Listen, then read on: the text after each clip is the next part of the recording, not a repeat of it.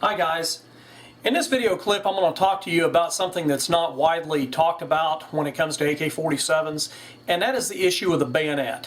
And in many cases you want to ask yourself, do you want a bayonet lug, do you want a bayonet, that sort of thing. Well, that's all irrelevant, but the way I look at it, if you've got a fighting configuration of an AK-47 that does have a bayonet lug, I want to make sure that it actually will fit a bayonet.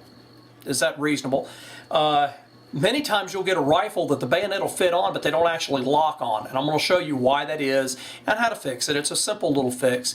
When I first bought my Sega, I thought it was a manufacturing defect because these rifles are actually imported into the United States as a sporterized version, and they have to do a complete conversion in order to build them back into a fighting AK configuration.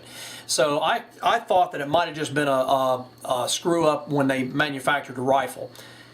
Little did I know until I got my Wasser 1063 that it's actually it's a larger issue. The folks at Red Jacket actually had done a superb job putting this rifle together, and it wasn't anything that they messed up. The rifle was top notch. It was an issue of just basic irregular variances in the rifle and the bayonets, because my Wasser actually had the same problem. Well, I'm going to show you how to fix this. It's a real simple fix, and then all you need is a file and maybe some touch-up paint or a little bluing pen if you want to touch up the areas that you're going to be filing on. And without any further ado, I'm going to go ahead and tilt this thing down so you can get an idea of what I'm dealing with here. Now, the folks that watch me do my Wasser build-up is going to recognize this. This is actually my Russian Sega conversion. Now, this is a full conversion Russian Sega. I've showed this to you before in previous videos. Now, when it comes to bayonets, what you want to do is you want to and I'm going to show you this. This is just a standard AK-47 bayonet. They come in a couple of different styles, but basically this is it. This is what they come in. And in order to make sure that they fit your rifle, it's a good idea to go ahead and get yourself a set of dial calipers just like these. That's not going to show up on film. Go ahead and back it out just a little bit. Get you a set of dial calipers. If you do any reloading, a lot of automotive mechanics and stuff like that are going to have these dial calipers. But you're not really measuring. All you're doing is using it as a locked caliper. And on the bayonets themselves, and it's going to be kind of hard to see this, but you've got a little locking lug inside there, a little clip that moves back and forth when you push that button. That's what actually locks this bayonet onto the rifle.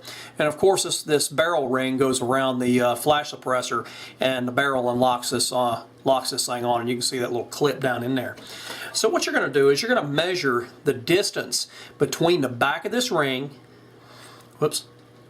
Spin this thing around so it shows up on film better. But you're going to measure the distance between that clip.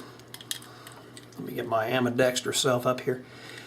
That's the locking clip right there, and then you're going to make sure that that locks in just like that. And you're going to get a measurement across that right there. Now that measurement there should transfer pretty doggone close to your rifle. And I'm going to show you that. Now, the rifle itself, and it's going to be hard to see this, but on your front flash hider, you're going to have a little bead right here, and you should be able to see that in the film. Your caliper should rest right at the back of that back bead, and it should come just about to the back of your bayonet lug, just like that. And what you're going to do is you're going to take and, if it's close enough to file off just a few thousandths in order to be able to allow that thing to clip on, all you're going to do is take a regular file and you're going to file right along this edge right here in order to shorten this distance right here just slightly in order for that thing to click on. And you do it a little bit at a time and keep checking your fit on your bayonet until such a time that the bayonet will actually click and lock on. Just clean the rod out so you can see exactly what I'm talking about. You want to make sure that you're going to file this area right back here. This is where you're going to be filing on it in order to shorten that distance up. And once you've got it on there, it should click on. You're going to slide the ring over the end of the flash hider, and you're going to make sure that it lines up there. Go ahead and click it on, and there you go. Nice and solid. Now, once you're sure that it's going to fit on there, you can go ahead and put your cleaning rod back in.